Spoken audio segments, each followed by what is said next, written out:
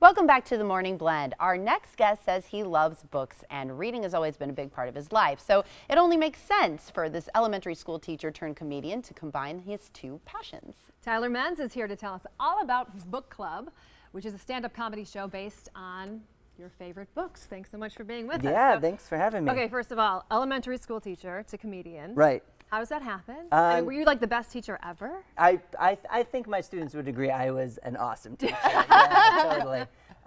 Yeah, so just got into stand-up and decided, while I was teaching, kind of as a way to tell funny stories about what was happening in the classroom, and now I'm, pursuing comedy at full go. So just got into stand-up comedy, like no big deal. And seriously, you've worked with some huge stand-up comics. Yeah. I mean, how did this? It had to have happened relatively quickly. You're young.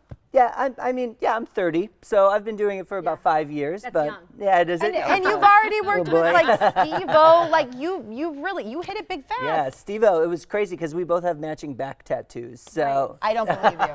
I don't believe you. I knew that about you. I could tell. So how did this show come to be? How did book club kind of evolve? Sure. So I was looking to work with Mojo Dojo. That's a local improv comedy company that provides classes as well. But looking to start a show with them and kind of batted around a few ideas and thought, hey, like I'm sure you guys remember. You remember being a kid and having to give book reports? Oh yeah. And like kind of being nervous about it, Well, this is a chance for people who love speaking, publicly in front of a crowd to get up front in front of other people and do something we all can relate to, but in a fun way. So I was just looking at the list of some of the books.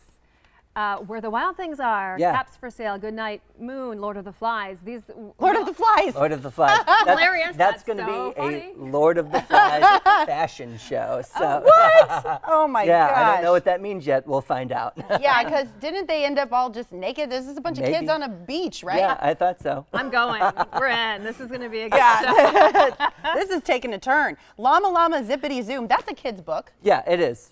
And Our kids' books. we have a TBA on here, so get prepared for that one. And then Grimm's Fairy Tales. I just had a discussion the other day with somebody about Grimm's Fairy Tales and how different Grimm's Fairy Tales are from what we think of as fairy tales. Yeah. How grim they are. Yeah, Yeah, it's really they're from an- literally. from an adult perspective too. It's like, oh, these scary. are a little scary. Yeah. It doesn't usually end up good at the end for whoever is the protagonist there. So, what did you just all come together and start brainstorming and be like, who wants to read what, or was it kind of I kind a of lot put, of freedom? Or? Yeah, I put a notice out to some of my funniest friends and said, hey, here's the concept for the show. We're going to do book reports, and let me know what you think. Let me know if you want to be involved. And I got an outpouring of people who were like, hey, I want to do this. Here's So my idea. Now all your friends who didn't get emails are going to be like, I'm not your funniest friend.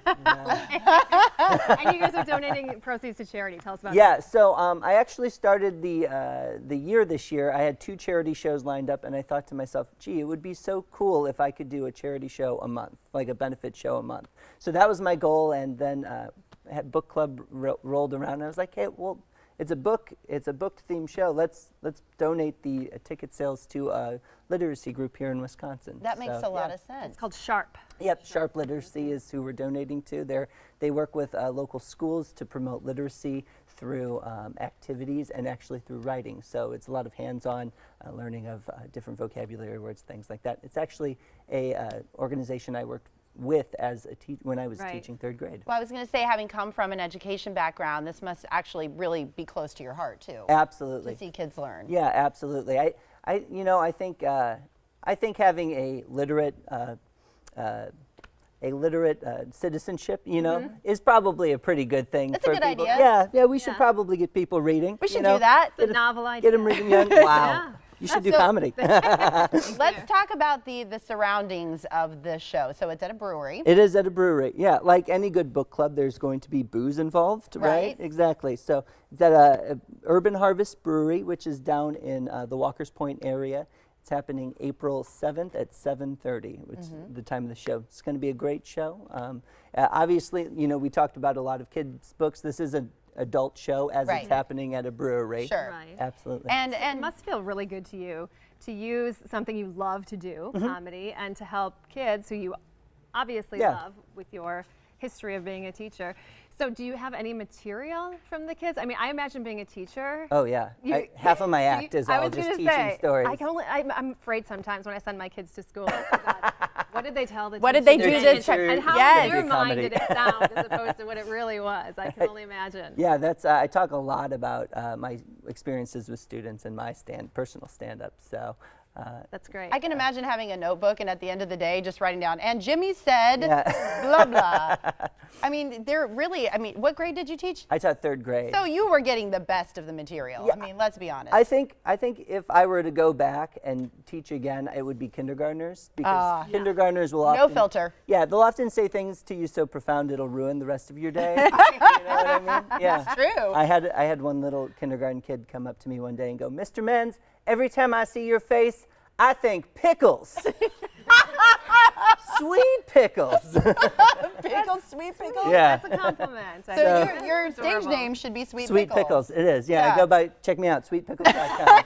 You can check out. Sweet pickles. For more information on the show, you can go to Mojo. I'm going to think about that all day. MojoDojoComedy.com. And again, here's all the information for this show. Can they get tickets at the door just in case? Oh, they should order tickets online. We oftentimes sell out. So Okay. MojoDojoComedy.com. Get them ahead of time. Again, Sounds like a lot Friday, of April fun. 7th.